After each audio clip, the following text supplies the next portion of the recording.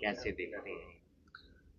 मैं इस cease fire को जो ये हुआ है भारत और पाकिस्तान के बीच में, इसको कई दृष्टिकोण से देखता हूँ।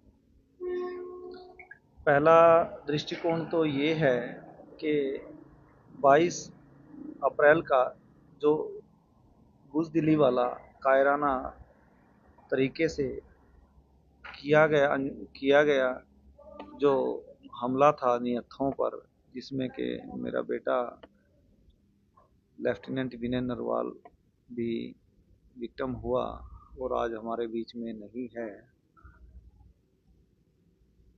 उस जो दुर्घटना थी उसका बदला भारत सरकार ने बहुत अच्छे से लिया है और उसको पनाह देने वाले,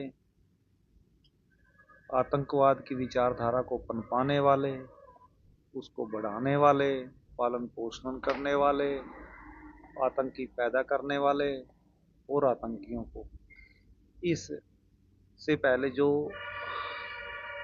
भारत सरकार ने और सेना के तीनों अंगों ने और उसके जवानों ने जो कि जिस कार्य कुशलता के साथ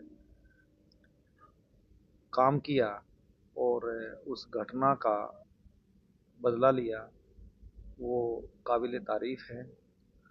और अब बात आती है सीज फायर की, तो ये एक राष्ट्र की अपनी कूटनीति होती है, अपनी नीतियाँ होती हैं। अन्य देशों को भी देश भी इससे अछूते नहीं रहते। तो राष्ट्र अध्यक्ष ने और हमारे देश के यशस्वी प्रधानमंत्री ने जो निर्णय लिया है, वो उसको मैं स्वीकार करता हूँ और हम उससे सहमत हैं। अगर कोई दोबारा कार्रवाई करता है, इस तरीके की हमला करता है, तो भारत को जवाब देना चाहिए। देना नहीं चाहिए, मैं कहता हूँ यदि वो सीज फायर का उल्लंघन करता है तो उसको पाकिस्तान की तरफ से यदि सीज फायर का उल्लंघन होता है तो उसको ख़त्म कर देना चाहिए। एटलीस्ट बलूचिस्तान बन जाना चाहिए, एटलीस्ट पीओके पे हमारा कब्जा होना चाहिए, एटलीस्ट इस तीनिया जो बाल्टिस्तान का हम सुनते हैं वो सब चीज़ें, क्योंकि वहाँ के लोग भी इन लोगों से बहुत त्रस्त हैं। और ये यदि दोबारा करने की इसने हिमाकत की तो इसका अंजाम भी ऐसा ही होगा, क्योंकि पूरी दुनिया के सभी राष्ट्र आतंकवाद के मुद्दे पर एकजुट हैं और सभी चाहते हैं कि इस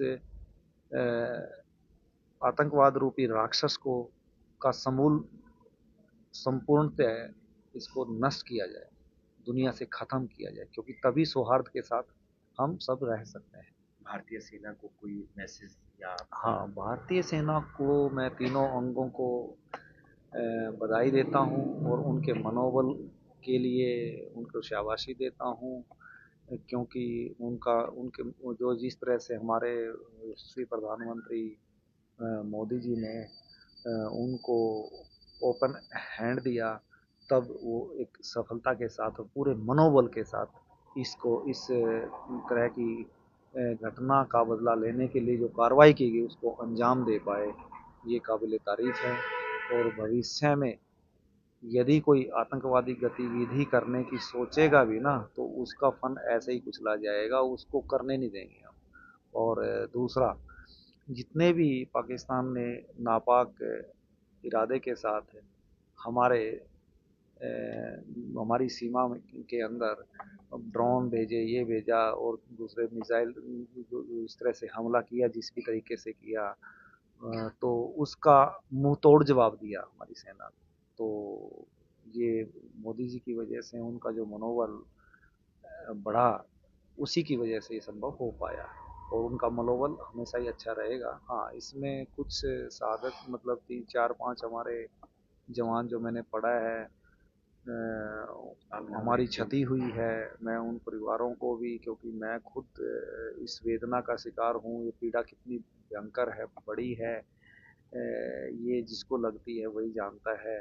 तो उन परिवारों को भी ये है, इतनी भयंकर पीड़ा है, तो इसके बारे में क्या कहूँ कि उनको परिवारों को आप सब सांत्वना दें, सहायता दें और उनको